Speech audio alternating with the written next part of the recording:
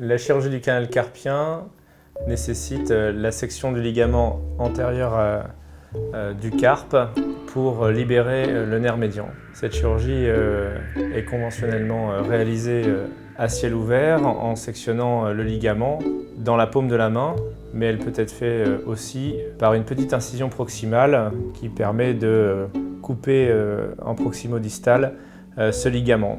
Le problème est évidemment la vision de la coupe, le contrôle des éléments vasculo-nerveux, ce qui a poussé les chirurgiens à développer des techniques endoscopiques dans les années 90. Le but de ce travail est de réaliser le contrôle par l'échographie du geste et de pouvoir faire un diagnostic anatomique avant ce geste en repérant notamment le nerf médian, l'artère ulnaire et l'arcade palmaire superficielle.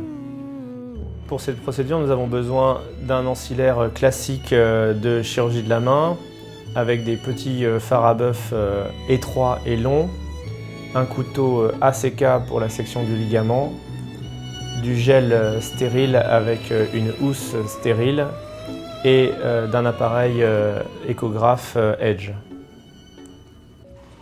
Donc là, on place la lumière de biais de manière à éclairer le poignet et on place du gel dans un réservoir stérile et on se laisse un petit peu de gel pour pouvoir le poser sur la sonde. Il est très important d'avoir du gel sur cette sonde car sinon on emprisonne des bulles d'air à cause de la housse. La housse se place de façon classique comme pour un arthroscope ou pour les anesthésistes. Et on maintient cette sonde avec une petite pince de Hallstedt pour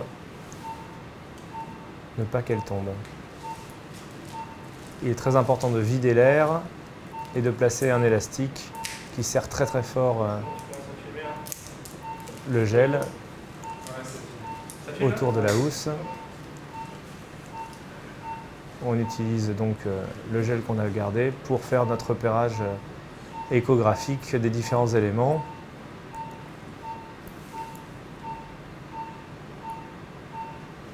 Nous allons pouvoir à présent voir le nerf médian qui rentre dans le canal carpien en posant la sonde de manière transversale.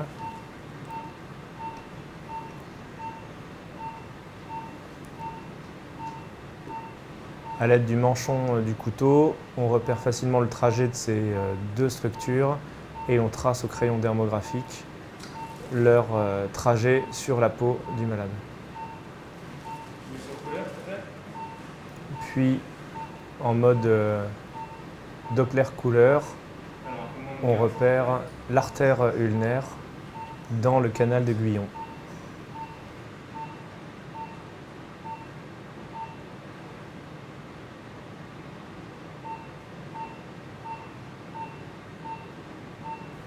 Il faut faire attention de ne pas appuyer trop fortement sur la sonde car cela peut écraser l'artère ulnaire.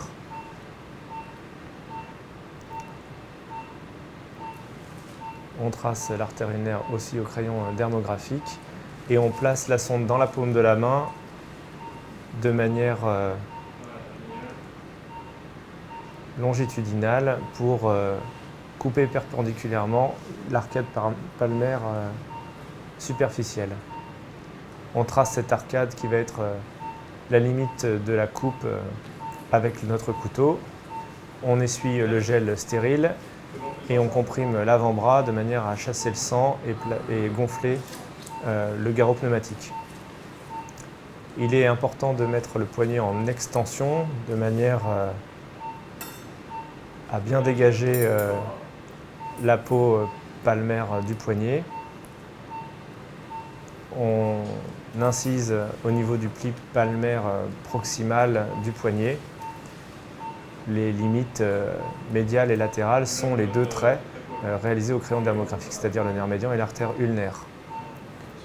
On décise au ciseau de Stevens et on repère le carpi volare que l'on sectionne avec les ciseaux.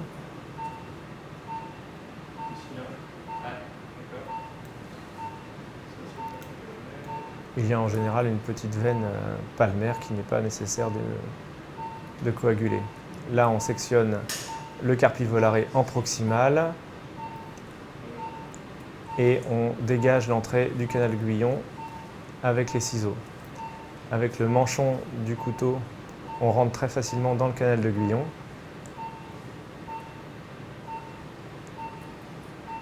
Et comme on a incisé le carpi volare, on peut rentrer aussi facilement le couteau dans le canal carpien. À l'aide des petits fers à bœuf, on ouvre le plancher du Guyon qui est bien exposé, ce qui récline le paquet vasculo-nerveux ulnaire en médial. On garde toujours bien le poignet en extension. Et on a le toit du canal carpien qui correspond au plancher du Guyon que l'on va sectionner avec le couteau au début sous contrôle de la vue.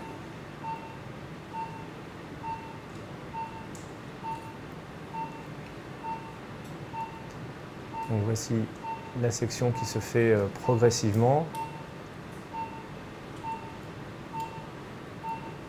sous contrôle de la vue sur les 2 premiers centimètres.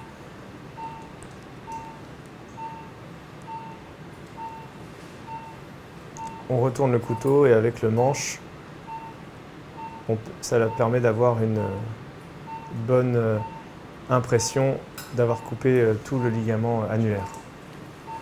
On enlève les écarteurs, on remet un petit peu de gel et on contrôle si notre geste a été complet et si on n'a pas été invasif par rapport au nerf médian.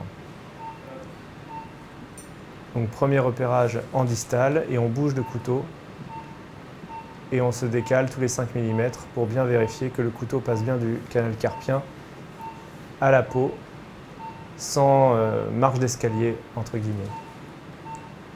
On passe longitudinalement de manière à bien repérer le nerf médian et on se décale en ulnaire de manière à voir notre couteau pour bien apprécier le décalage en ulnaire de la section.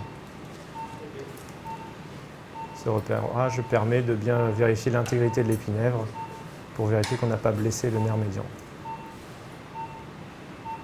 On nettoie évidemment la cicatrice et on réalise un point inversé sous-cutané de monocryl 4-0. Le poignet en légère flexion, on a mis la bande au-dessous de la main et un stéristrip viendra fermer cette cicatrice. L'échographie rallonge la procédure d'environ 3 à 4 minutes puisqu'il y a un temps avant le gonflage du garrot pneumatique pour réaliser le diagnostic anatomique. Le contrôle échographique prend quelques secondes à la fin du geste et ne rallonge pas la procédure. La procédure de la chirurgie du canal carpien sous échographie prend en tout 8 minutes environ. Il y a plusieurs intérêts à avoir un contrôle échographique lors de cette procédure puisque le premier intérêt est de repérer l'anatomie du canal carpien afin de ne pas méconnaître une tumeur de type kyste ou lipome à l'intérieur du canal carpien, faire un diagnostic anatomique en voyant la position du nerf médian et du paquet vasculo-nerveux ulnaire. Enfin, le diagnostic de la synovite des tendons fléchisseurs si on est dans le cadre d'une polyarthrite ou d'un diabète, par exemple. Le deuxième intérêt de l'échographie est de contrôler son geste et de bien vérifier qu'on a coupé de manière complète le ligament annulaire antérieur du carpe. L'échographie permet aussi de vérifier que l'on n'a pas été iatrogène sur le nerf médian notamment. Le troisième intérêt de l'échographie est d'avoir une image attestant que l'on a fait cette coupe de manière complète. Cela peut faire office d'un document médico-légal prouvant notre geste.